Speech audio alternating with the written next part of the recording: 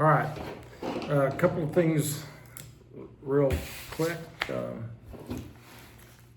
I didn't hear the last name of the Lois lost her husband, Jack. Scioto. Scioto? I think he was a commissioner or something, wasn't He was at one time. Okay, Lois Scioto lost her husband, Jack, so keep that family in your prayers. We had an unspoken from one of the families in the church that needs a lot of prayer. Lori was there today. She asked, not Lori Johnson, the other Lori, and she asked for us to pray for her. Janet, Elaine's sister, had a praise and what happened with her and with her testing and all that for lumps, so that's a definite praise. Brandy, that we put out a call for a week or so ago, has got more blood clots. She just got out of intensive care after being in there for over a week. But she's got some blood clots and some cysts, and she's just not in good shape. And then Miriam, after church last Sunday, and that's why we weren't here last Sunday night, Miriam fell after we got back from lunch out in front of the post office, and she broke that elbow and that knee cap. So they put a immobilizer, which is basically a fancy word for a splint, on that leg. And they had to do surgery on Monday morning for that elbow, and it's all in a hard cast. So she's in rehab. She said, it's kind of hard. Said, I can't use one arm, and I can't use one leg, but I'm coming along pretty good. So, and no Miriam, when I was telling them at church this morning, when she broke her hip, she missed a step on the stairway at her house, and they told her it'd be about 3 to 4 months, and about 2 months or so she was up and at it again. So she's a tough one. Couple of announcements real quick. Mountain Mission will be here the day after Easter, and so if you're going to have your stuff here, it needs to be here before Easter. There's not enough stuff going on in the church on Easter, and then nobody's going to be here after the services that morning to let anybody in. So anytime before Easter, and you can put them at the bottom of the stairway on the York Street entrance with all the other stuff down there, and it's labeled Mountain Mission. We have a Monday, Thursday service on the Thursday before Easter. The day before Good Friday, it's at 7 o'clock that night. Good Friday service, 7 o'clock that night. Sunrise service, 7 o'clock on Easter morning, and then a light breakfast afterwards. And next week is Palm Sunday, so we're kind of looking forward to that and starting of Holy Week. I think that's all the announcements. Fellowship Diner is Friday. What's the menu this week? It's ham, mashed potatoes, noodles, green Ham, mashed pears. potatoes, noodles. You don't need to know anything else. that's good enough to It's come. Easter. It's Easter. That's what I was thinking. So, all right. Well, let's pray. Father, we thank you for this beautiful day, and Lord, we just thank you for this opportunity to be in your house, to study, to gather, Lord, to praise and to pray.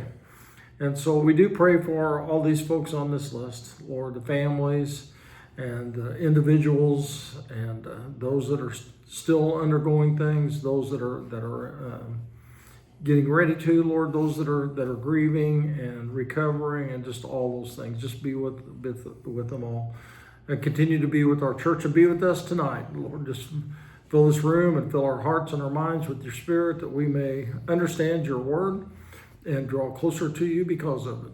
And it's in Jesus' name we pray. Amen. I put my marker in my Bible where I finished, but not where we read. Okay. Where we are, we're in 2 Samuel 19. We're getting ready for verse 31. David had been run out of town by his son Absalom, who tried to take over the country. He had escaped to the other side of the Jordan River, which technically still is Israel, but they really didn't. It's almost an imaginary line there. But Absalom finally came searching for him. They had a big battle to see who was going to be in charge. Absalom was killed. And so now David's preparing to return. So a couple of things. He is back to the Jordan River, getting ready to cross. And The last time we talked about Mephibosheth, Jonathan's son, one of the crippled man whose grandfather had been the king before David, and David was taking care of him, and he came and said, I couldn't go with you because I would have been a hindrance, and I haven't shaved, cut my toenails, my fingernails, or anything, took a bath or anything since you left, just to show that I was grieving. But his servant had basically lied about it and said, oh, Mephibosheth didn't come with you because he's hoping to become the next king. So David settled that issue. Then there was a guy, though, as David was escaping with the army that he had, cursed at him, and threw rocks at him and dust and all those. And then when David came back, he went, I really didn't mean all those things, the kind of deal. And David told him that he would not die. Now he's got other plans for him, but that's in a later episode. But one of the things is David was getting ready to escape and cross the Jordan River. Excuse me. There was a man by Barzillai, and he was fairly wealthy, and he took care of David, gave him provisions, and then we read that. And we'll read again that while David was hiding out before the battle up to this time, Barzillai was basically the guy that sustained them with food and all those sort of things. So he was a big benefactor of David. So that's where we pick up. Now David's getting ready to come back. He's not quite crossed the river yet, but Barzillai is there to talk to David as David is coming back. And so verse 31, Barzillai, the Gileadite, also came down from Rogelim to cross the Jordan with the king to send him on his way from there. Now Barzillai was a very old man, 80 years of age. That doesn't sound too old anymore. But he had provided for the king during his stay in Mahanaim, for he was a very wealthy man. The king said to Barzillai, cross over with me and stay with me in Jerusalem, and I will provide for you. But Barzillai answered the king, how many more years will I live, that I should go up to Jerusalem with the king? I am now 80 years old. Can I tell the difference between what is good and what is not? Can your servant taste what he eats and he drinks? Can I still hear the voices of men and women singers? Why should your servant be an added burden to my lord the king? Your servant will cross over the Jordan with the king for a short distance. But why should the king reward me in this way? Let your servant return, that I may die in my own town near the tomb of my father or mother. But here is your servant Kittim. Let him cross over with my lord the king and do for him whatever pleases you. Then the king said, Kittim shall cross over with me, and I will do for him whatever pleases you, and anything you desire from me I will do for you. So all the people crossed the Jordan, and then the king crossed over. The king kissed Barzillai and gave him his blessing, and Barzillai returned home. So he comes down. He's basically the one that fed the army. So that tells you how wealthy of a man that he was, and was very important to David. And I made a joke about it, but 80 years old back then would be like being over 100 today. The average lifespan back there, if you lived an easy life, was maybe 45. A lot of people didn't make it out of their 30s, and so this man would have been way up there. Like I said, in today's culture here, it would be somebody, if you're going to think about it, put it into perspective, it'd be somebody, right at 100 years old. And it tells us that he had provided for the king during his stay, and because he was very wealthy. Now, the whole point, I don't think I covered this last time, the whole point with coming down is that to cross over the river was to show your support for the king, and that you wanted to be a part of that, and that the king supported you as well, and to show your alliance. And so it was a big deal. It'd be like All the best I can tell today. And in this country, it would be like being in the inauguration parade with the new president, or when King Charles got coronated in England, to be in that coronation right up there by the king, not way on back at number 345 car, but like number 3 or 4 or 5 car. So now, David, it's an interesting verse, the end of verse 33. Cross over with me and stay with me in Jerusalem, and I will provide for you. See the change there? He had provided for David. And now David is basically saying, let me return the favor. I will provide for you. Much the same way with Mephibosheth, Jonathan's son. And that's what it means by, eating at the king's table. He said, you come, you live with me, you won't ever want for anything. Well, he's not wanting for anything anyway, and that's what he says. How many more years will I live? That's what he's saying. Basically, what he's saying is, David, it ain't worth it. I don't, as nice as it is, and as important as it is, and not influential, but the kind of statement that it makes about you and I and our relationships, it isn't worth it. That's what how many more years will I live that I should go up to Jerusalem with the king? What's the point? When he says, can I tell the difference between what is good and what is not? He's not saying good and evil. He's saying good and bad as far as the human experience, because he goes on to elaborate on it. Can your servant taste what he eats and drinks? In other words, if I go and I eat at your table and the king's going to eat the best of foods and everything, what difference? I can't taste it anyway. What's the point? Or even wine. I can't tell the difference between a good wine and a bad wine. And the king has singers. If you remember how David started off playing the harp and singing for King Saul. So those things were still around. He said, I can't even hear him. What's the point of going and listening to the concert if I can't hear the music? And I'm just going to be a burden for you. And he probably would not have been, but that's kind of where he's thinking. And he said, I will cross over with you. I will honor you as you honor me through that, and do the crossing with you. But let me go back. And what he's saying in verse 37, let your servant return that I may die in my own town near the tomb of my father and my mother. You have to remember, they had family tombs. Excuse me, I don't know what's going on. Allergies. She said allergies. I may be allergic to somebody in the room because I wasn't doing that before. But family tombs, that's where we were. And that's not anything new. And that was something that, Jesus is going to come along a little over 1,000 years after this.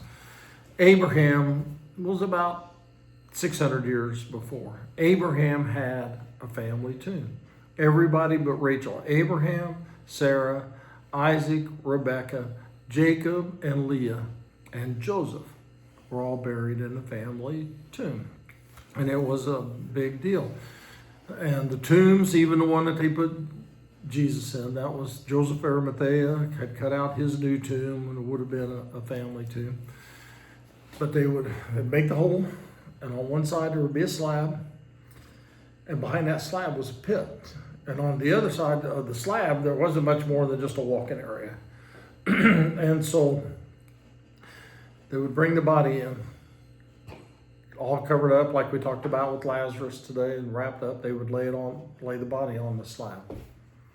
Put the stone over the door. And the point of the stone was, even in Jesus' day, the point of the stone was, number one, animals couldn't get in there to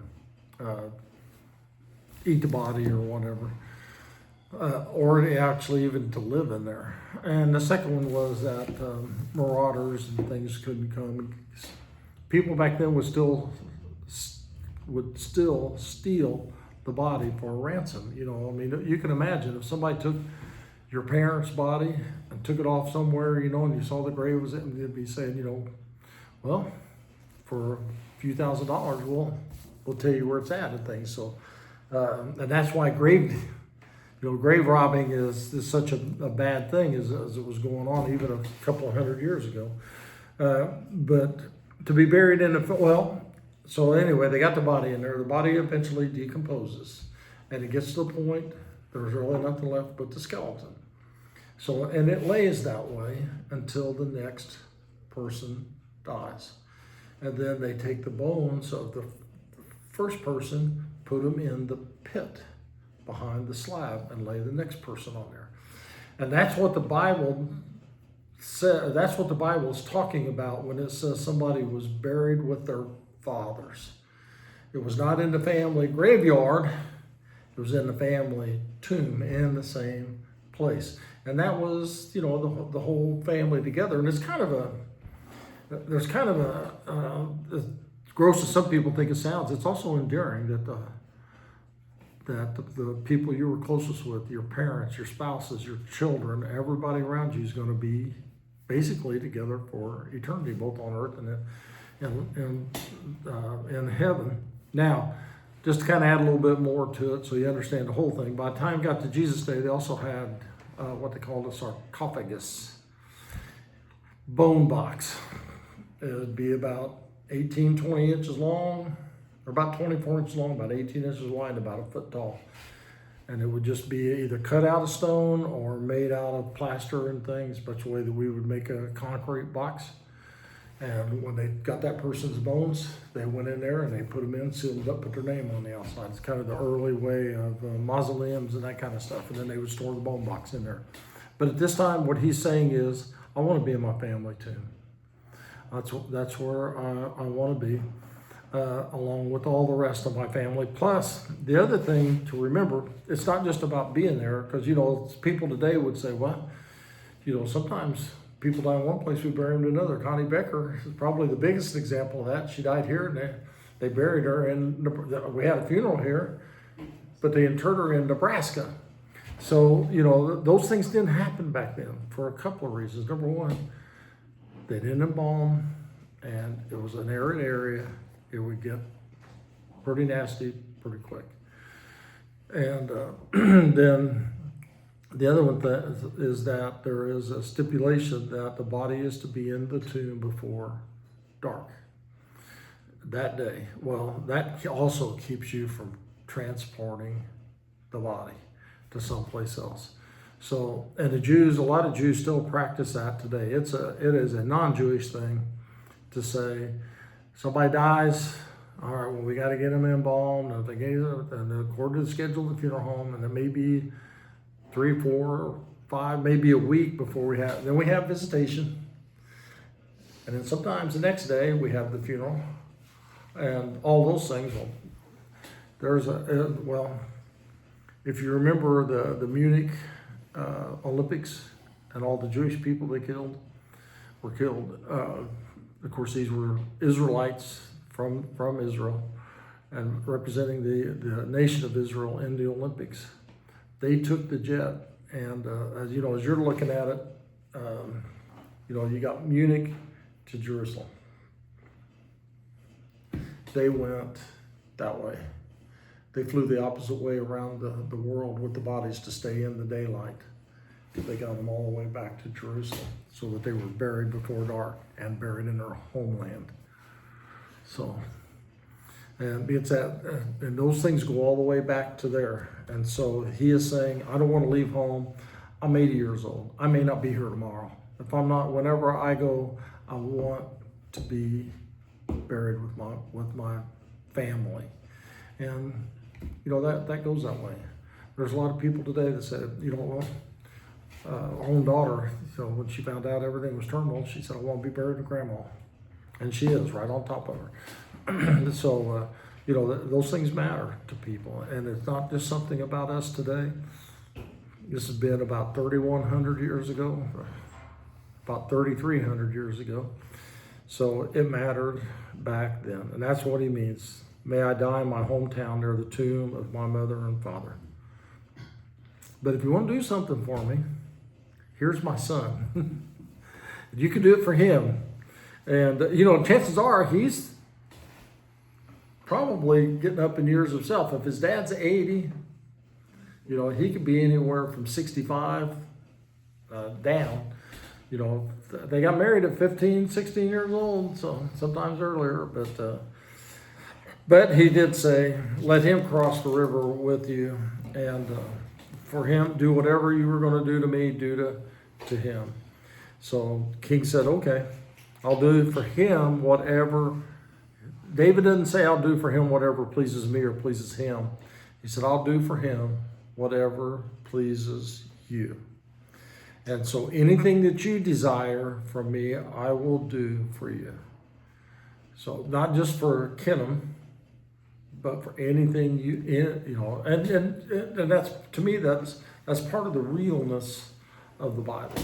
And we talk about that every once in a while, because David said, from all you've done for me, Barzillai, whatever you want,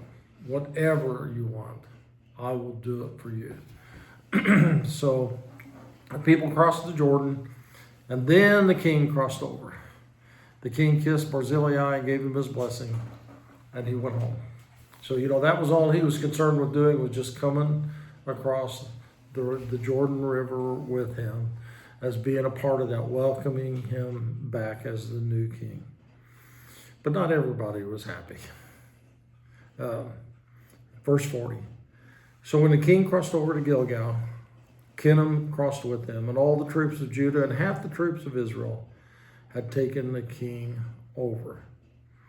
Soon all the men of Israel were coming to the king and saying to him, why did our brothers, the men of Judah, steal the king away and bring him and his household across the Jordan together with all of his men?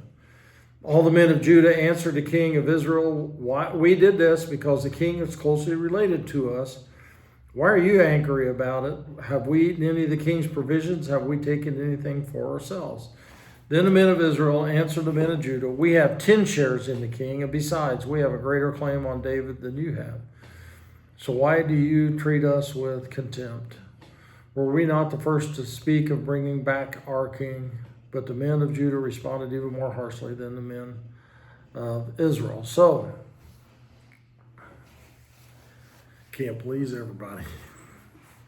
So he crosses over, and he's got Judah and half the nation, or half the army of Israel. So where do you think that half army came from of Israel? The ones that went with David. Yeah, well, the ones that were with Absalom. I was trying to look at that.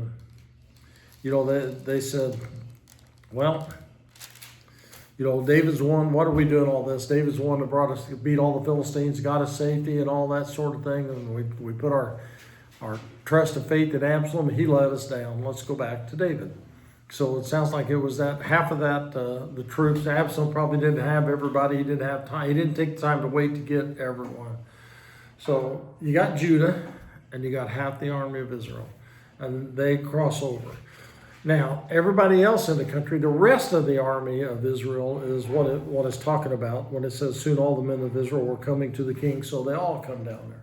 And are all coming from wherever to come down and to be there to bring the king across, the royal procession and all that. To basically bring him. The Jordan is kind of that symbol of a line that says, let's bring him in, bring him back, put him back as the king. And so they got upset. And why did our brothers, the men of Judah, steal the king away and bring him together with all and his household? And that was the other thing. People had to carry all of David's stuff and all the things that the provisions and whatever else they took with them as they left Jerusalem had to be brought back across the river. And so why was Judah special here?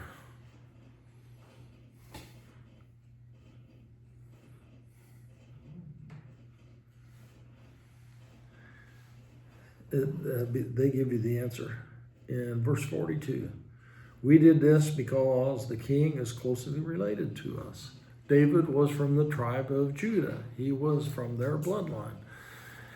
So, you know, that's there. And this you know, you can have sibling rivalry, but you can also have tribal rivalry. And even though they're all the same, They're all the same blood. They all came from Abraham, Isaac, and Jacob. And they see themselves of all of the same blood even today. But that doesn't mean there's not rivalries. You know, so, and the men of Judah say, what is your problem? Why are you angry? We didn't come down here to eat of his provisions. We didn't come down here to do anything special. We didn't come down here to do something for a reward for it. We didn't get anything out of it. He's family. He's family. That's why we did it. And so, you know, we haven't taken anything for ourselves. If we did, show us. That's what they said. Have we taken anything? So what do you think the men of Israel meant when they said, we have 10 shares in the king?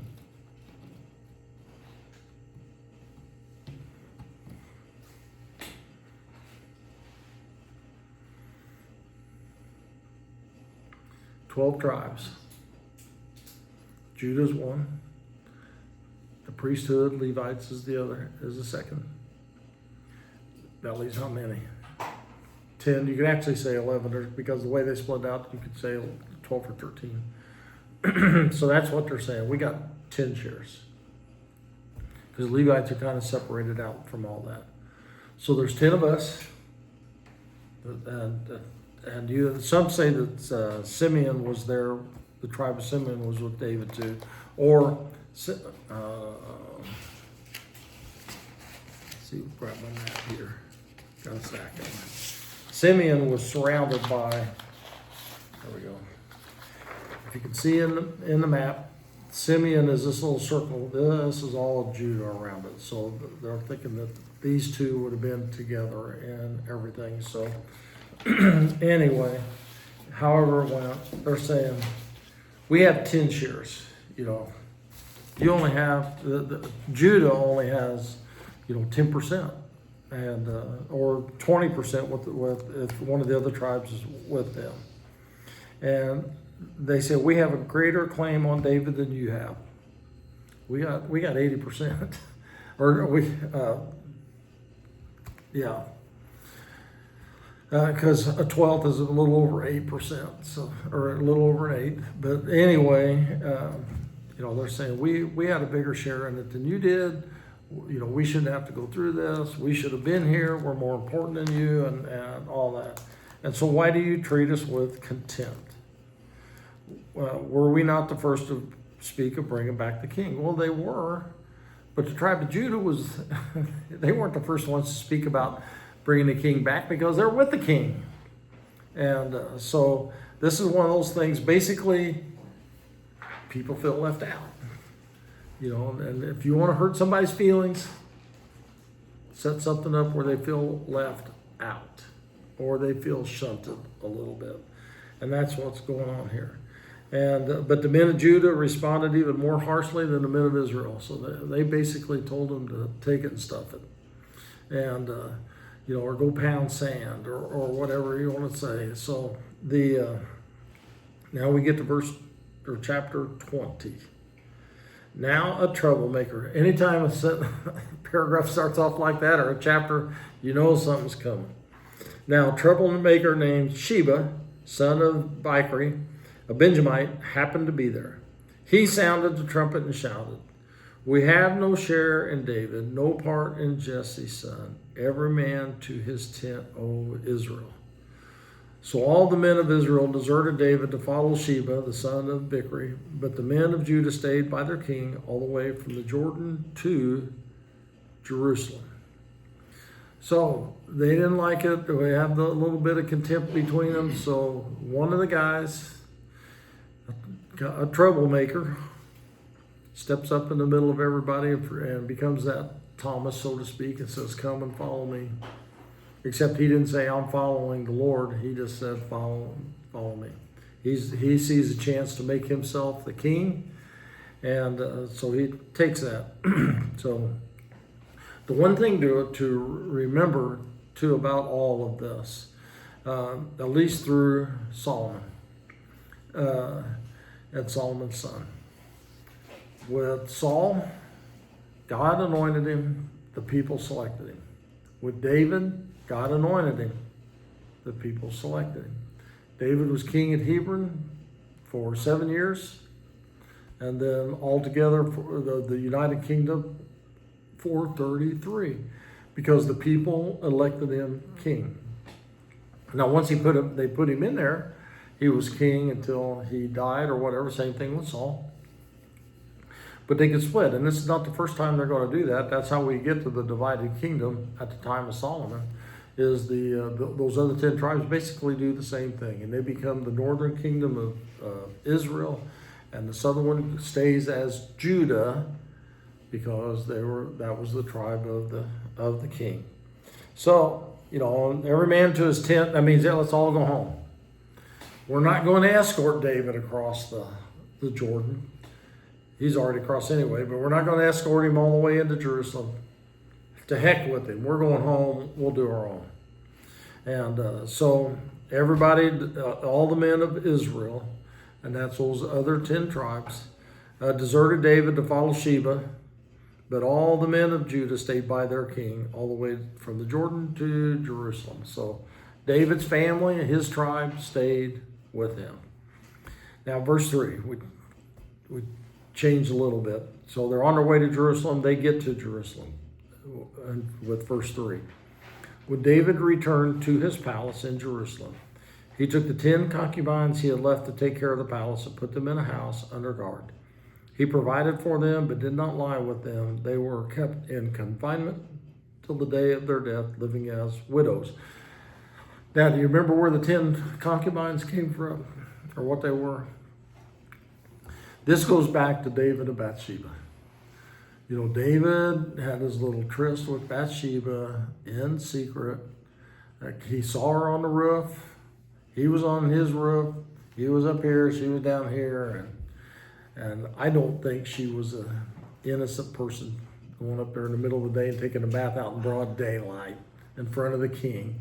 But anyway, just my opinion. But and I think the readings tend to say that. But anyway, David has his affair with her. And part of the curse was, you took somebody's wife and slept with her in secret. Someone is going to take your wives and sleep with them or have sex with them in public. When Absalom was running David out, David left the 10 concubines there in Jerusalem to take care of the palace, hoping that he would be back. And then we talked about when Absalom took over the palace, it is a statement of authority or rank or whatever, that you can take somebody else's wives as a king and sleep with them. That means that the king, not only the wives are yours, the kingdom is also yours. So Absalom did that. He had a tent built up on top of it was a palace, but it was more like a house back then. Flat roof up there so that everybody in town could see that he was going into his dad's concubines as a statement of, I'm the king now and there's nothing he can do about it. See, I can go sleep with his wife and he's running tail. So now David has come back. Those 10 concubines are still there, still taking care of the palace. But David doesn't want any part of them anymore because of what Absalom did. And it kind of doesn't go both ways. So now he just takes them and he says, I'm here. And, the old things about, we used to see in the old movies about the harems and the eunuchs, and they stuck them in there. Nobody, that's the way these would have been. It says that he provided for them, but he did not lie with them. He put them in a house under guard, and they were kept in confinement until the day of their death, living as widows. They didn't do anything wrong. But that's the way the culture was back then. They put them in confinement. They had a guard over them so nobody could get into them. They couldn't get out to anybody else. And they lived as widows the rest of their lives, all 10 of them. So it would have been a rough life. Now, they would have still eaten well and all of that, but to be stuck in a room or two for the rest of your life, that would not have been good. So verse 4, then the king said to Amasa, or usually we say Amasa, but summon the men of Judah to come to me within 3 days, and be here yourself. But when Amasa went to summon Judah, he took longer than the time the king had set for him. So I'm going to stop there. Remember who Amasa was? He's another nephew of David's, not from the same mother of Joab and Shimea and whatever his name was that died. But he was the field general for Absalom and his people. So Absalom had his cousin in charge. And now that everything is coming together, David sees all this. And David, if there's one thing he was a pretty good diplomat. He wasn't much of a father, but he was a pretty good diplomat. And so he knows that with Absalom gone, the people of at least half of these troops that stayed there to help him over, they're going to follow Amasa, who is the general. They're still his soldiers and everything. And the same thing happened with Ishbosheth, Saul's last son, that tried to be king when Saul died, and Abner was his king. And the soldiers all followed Abner. So David gets a hold of Amasa and says, "Get the men of Judah to summon them to come to," because he is of Judah. He's David's. He's also family, and David would have been his uncle. Within 3 days, and be here yourself. Verse 5 says it took him a little longer than the 3 days. So on verse 6, then we had the thing with Sheba. We had a little interlude here in Jerusalem. Now it's time to get back to Sheba. And so David says to Abishai, who is Joab's brother, and also he's one of the daughters of Zeruiah. You know, we talked about David's sister. She must have really been something, because every time there was 3 of those, one of them died in battle a long time ago. So there's 2 left, Abishai and Joab. Every time they do something wrong, that's what he calls them. "Oh, you daughters of Zeruiah, what am I going to do with you?" But so anyway. And Abishai was he was an elite soldier. When we get into a couple of chapters more, we get into David's fighting men, and we'll see that. But he was second in command to Joab. But David doesn't call Joab here. He says, then it's verse 6. David said to Abishai, "Now Sheba, son of Bichri, will do more harm than Absalom did. Take your master's men and pursue him, or he will find fortified cities and escape from us." So Joab's men and the Kerethites and the Pelethites and all the mighty warriors went out under the command of Abishai. They marched out from Jerusalem to pursue Sheba, son of Bichri. So David here is trying to kind of remove the power from Joab, because Joab has a tendency to do things on his own, and he may be a little bit angry. It doesn't ever say it, but it may have gotten back to him, because it's been a few weeks now since Absalom died, and that Joab could have prevented him from dying if he wanted to. As a matter of fact, Joab was the one that thrust the first spear into him, or javelin that killed him. Plus, he killed Abner and all that. So, so he's taken the second in command and saying, "You take your brother's troops." And so that's what he says. "Take your master's men." His master was Joab, his brother. He said, "I'm not sending Joab, I'm sending you in charge. You're taking Joab's soldiers." As a matter of fact, Joab goes with him. We're going to read in a couple of verses. And go after him. What do you think he meant that Bichri would do, or Sheba would do more harm than Absalom?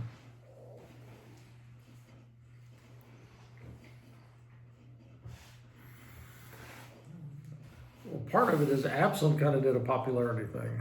You know, I'm just so good, and I'm so smart, and all that kind of stuff. Bichri is calling them to battle and to war, and to separate the kingdoms. And so this is going to be a big, long civil war, not just a father and son thing. So, and David knows if we let him get away, he gets to fortified cities, we got problems. And he will escape from us. So, and this is where Abishai was told to take his master's men. So that's what it says in 7. So Joab's men, the Kerethites and the Pelethites. Now those were both, we talked about them before when David escaped.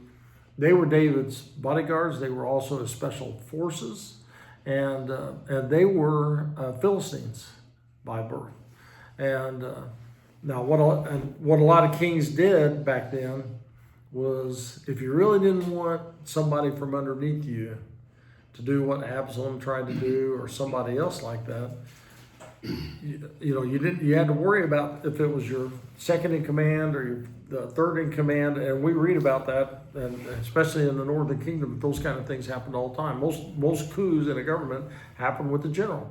So you get somebody that's not a part of the government, and that had no loyalties to anybody but the king. And that's where the Kerethites and the Pelethites, plus they were very elite soldiers as well. We read several times about that. And all the mighty warriors. Now that mighty warriors isn't a statement about how good they were. Well, it kind of is. That was actually a title. And like I said, we're going to get back here in a few pages, and it talks about David's mighty men. And that's what it's speaking about. These are the elite warriors. David had a tendency to do that. He would pick he didn't just send the rank and file army out there when he had something really special. He's sending in the SEAL Team 6s, the Green Berets, and all the rest like that, so that it doesn't take as many, and they'll get it done. So this when it talks about it, all the mighty warriors, that's not, it doesn't, over here it talked about the armies of Israel and the armies of Judah. That's saying this is not the regular army. These are the special forces people. And they go out under the command of Abishai. And they go to pursue Sheba, son of Bichri. So while they were at the great rock in Gibeon, Amasa came to meet them. Joab was wearing his military tunic, and strapped over his waist was a belt with a dagger in its sheath. And as he stepped forward, it dropped out of its sheath. Joab said to Amasa, "How are you, my brother?" Then Joab took Amasa by the beard with his right hand to kiss him. And Amasa was not on his guard against the dagger in Joab's hand. And Joab punched it into his belly, and his intestines spilled out on the ground. Without being stabbed again, Amasa died. Then Joab and his brother Abishai pursued Sheba, son of Bichri. So, they're at the great rock in Gibeon. They've gone up a little bit. Get my map here where I can see it from the back. Jerusalem's right about here. Gibeon's up here, just inside the river. And we're going to find out that Sheba ends up all the way up here. He's as far north as you can get. And a matter of fact, here's Tyre, which is Tyre and Sidon was part of Syria back then, or part of Lebanon back then. Still part of Lebanon today. But it's all the way up almost past their border, up in where Israel just kind of, if you ever look at it, even today, Israel's kind of got a point on the top. He was up in the point. So, but they're from here to here. They're gathering all together. It's a good gathering place to bring everybody from these sides and all this together to go on up and do their battle up here. And so they're at the great rock in Gibeon. And Amasa finally came to meet them. Remember, he's family. He's on David's side. David said, "Come to meet me," and he didn't get back there in time. But because David sent him out to get all the fighting men to come. Well, he doesn't get back there in 3 days, so David sends the elites out. So he goes up to meet with them. Now, what's his relationship to Joab? Cousin, right? He's Joab's cousin. Well, that means relative, my relative. And so Amasa came to meet him. Joab's wearing his military tunic, as he would. He's got a dagger strapped on the outside of it. And as he stepped forward, it drops out. And it appears that it's not an accident, because it just happens to fall out as he's going up to meet his cousin. So he just, what this says, "How are you, my brother?" And that's the reason he called him brother. They were relatives. And so then he took him by the beard with his right hand to kiss him. And Amasa says that his guard was down over the dagger, because, it fell out of the sheath. This is his cousin. They're on the same side. They're in the same army. Joab goes down and just reaches down and kind of picks it up with his left hand because it fell out. Takes him by the beard, and they would do that at times, to pull him close, to kiss him on the cheek, pulls him up, and then with his other hand, doesn't just, you can tell from reading it, he doesn't just stab him. He cuts him from one side to the other, or bottom to top, or something along that line. His cousin, because David talking to Amasa about all that, getting the men to Judah, it looks like David's going to hand control over to Amasa. That's the same thing that happened with Abner. David was going to give the command to Abner. And for whatever reason, David seems to spend his whole life afraid to do anything about Joab as well. And maybe it's because all the army does follow him, and they even call it Joab's army in a few places, like we read up there. So Joab's men, back in verse 7. So intestines spill out on the ground, and without being stabbed again, he died. So then it's like, all right, well, he's dead. Let's go back to, let's get everybody together and take off. And that's where we get verse 11. One of Joab's men stood beside Amasa and said, "Whoever favors Joab and whoever is for David, let him follow Joab." Amasa lay wallowing in his blood in the middle of the road, and the man saw that all the troops came to a halt there. When he realized that everyone who came up to Amasa stopped, he dragged him from the road into a field, threw a garment over him. After Amasa had been removed from the road, all the men went on from Joab to pursue Sheba, son of Bichri. So he's laying in the road, right where they met. And, in verse 10, it says, "Without being stabbed again, Amasa died." But here it talks about him wallowing in his blood. That is not a contradiction. It just means Joab didn't have to stand. It didn't say that he died immediately. Just he stabbed him once. That was good enough. So he's still wallowing in his blood. And that is one of those things that would work on people. You're coming up and it's like, somebody going to do, you can't do anything about it, but back then especially. And so one of Joab's men standing there says, "Whoever favors Joab and whoever is for David, let him follow Joab." So there would have been the two armies there, and it looks like Amasa would have brought some of the men of Judah with him. And do they say follow the army of David? Nope. Whoever favors Joab and whoever is for David, let them follow Joab. Well, Joab, it didn't say the one that's supposed to be leading the charge is Abishai. But obviously he has said, okay, if Joab is going to lead it, Joab's going to lead it, And he steps back to favor Joab and all of that as well. And so they get the body out of the way, cover it up, and then they head on back north. They got a long ways to go to get there. Verse 14, Sheba passed through all the tribes of Israel to Abel Beth Maacah, and through the entire region of the Brerites who gathered together and followed him. All the troops with Joab came and besieged Sheba in Abel Beth Maacah. They built a siege ramp up to the city, and it stood against the outer fortifications. While they were battering the wall to bring it down, a wise woman called from the city, Listen, tell Joab to come here so I can speak to him." He went towards her and she asked, "Are you Joab?" "I am," he answered. She said, "Listen to what your servant has to say." "I'm listening," he said. She continued, "Long ago, they used to say, 'Get your answer at Abel.' And that settled it. We are peaceful and faithful in Israel. You are trying to destroy a city that is a mother in Israel. Why do you want to swallow up the Lord's inheritance? I'll just stop there for a minute. So when it says he passed through all the tribes, remember, he started here, he passed through all the tribes, all the way up to the top to where you can't go any farther. There's a little town right about, I'm trying to look through the paper, right about there, Dan. That was, for the Jewish people, that was considered about the northernmost spot. And they actually, and Beersheba's down here, and that's what they used to say, from Dan to Beersheba. You see that term in there a lot. That's like saying from New York to Miami, north to south, or whatever. So when it says he went through all the tribes, he went through all the tribes. Now it looks like the only ones that he could get to follow him was the Berites.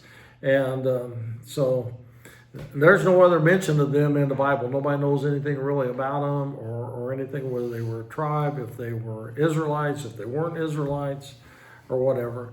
And so he gets them, and so he's not got much of an army for what he thought he was going to do. So it's obvious what he's trying to do. He's passing through all these other tribes to get up. He is literally as far away as you can get in Israel from David. If he goes any farther, he's going to be in another country. So he's trying to get all the way out there, thinking maybe David will forgive me, that he's up there where he can kind of start building up his following and all of that. And thinking that if I get all the way up there, kind of like when David escaped early with Saul into the land of the Philistines, because Saul wouldn't pursue him there. Well, he didn't quite go far enough. And Abel Beth Maacah means the meadow of the house of Maacah. Maacah is a proper name. We don't know for sure who it was, but Abel means meadow. And Beth, anytime you see Beth, it means son of or house of. And Bethel, if you remember, we talked about that way on back with Jacob when he named it Bethel, meant the house of God. And so it's a town up there, and he goes, so the army arrives, and they besiege it. And that's what usually happened. If it was an unwalled city, they just went through there with the army wiping things out. If it was a walled city, the easiest thing to do was to besiege it. You wrap the troops around it, and then it's a waiting game. Sometimes, depends on what time of the year and things it is. Sometimes you can catch them where they haven't brought the crops in. It may be a short siege because they run. All you're doing on a typical siege is that you are waiting for the food and water to run out. If you want to speed things up, which they do, then you build a siege ramp, and they did that for thousands of years. You start carrying in buckets of dirt. Now they would do a couple of things, and it sounds like this may be one of those. When it says they built a siege ramp up to the city, and it stood against the outer fortifications while they were battering the wall to bring it down. Well, if you're trying to batter the wall to bring it down, and you're right up next to the wall, what's going to happen to you? Yeah, Martha said they're going to get because, well, I was trying to think. No, that's coming.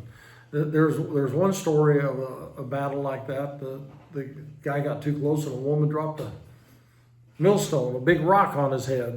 Things like that are you used to see in the old medieval movies and things. They've done hot tar and all. You don't want to be next to the wall, and the archers can get you. So what? A lot of times a siege ramp was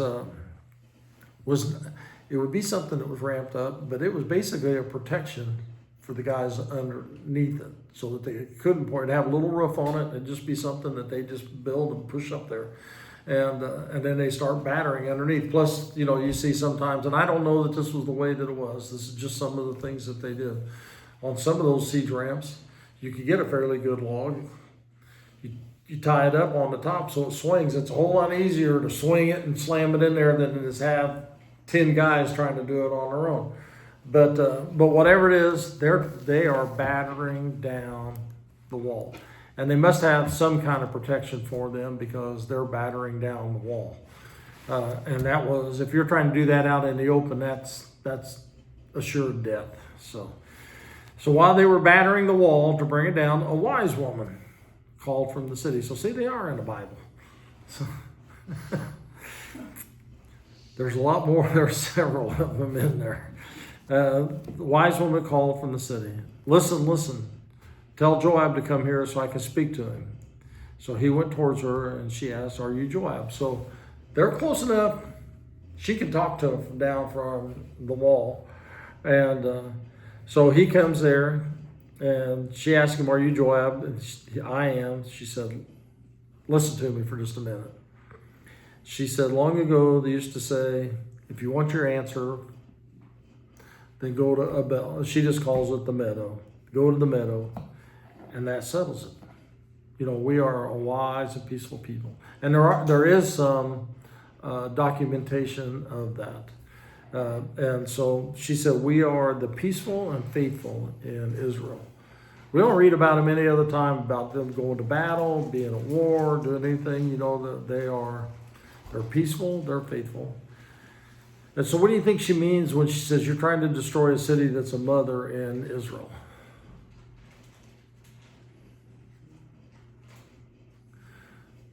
So what she's saying is, we are a city that is peaceful and faithful, and we produce children for the nation. We're just, you know, that we are, you know, we're not up here on our own, sending our people out. We are having children. We are doing that. The town that produces faithful Israelites. We're teaching them, and it kind of personifies the whole nation of Israel. We turn out wise, good citizens. We are a faithful and patriotic city. We are nothing but Israelites. Why are you want to swallow up the Lord's inheritance? And the Lord's inheritance is what? The people of Israel. Why do you want to swallow up? We are part of the Lord's inheritance. We are a city of Israel. We've not caused you any problem. We've not done it. We've turned out good and faithful, peaceful and faithful people to be a part of Israel. So why are you doing this to us?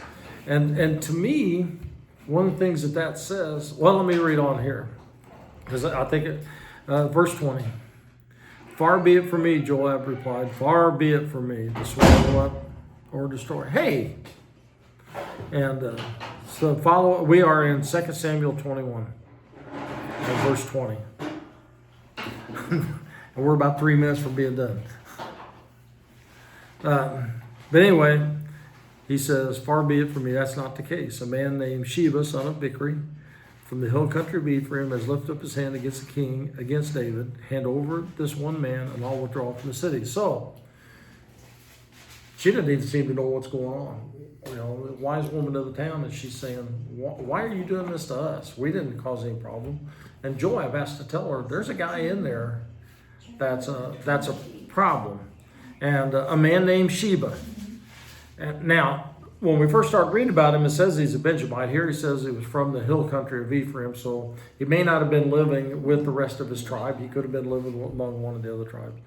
He's lifted up his hand against the king and against David. Hand this one man over, and I'll withdraw from the city. So the woman said to Joab, his head will be thrown to you from the wall.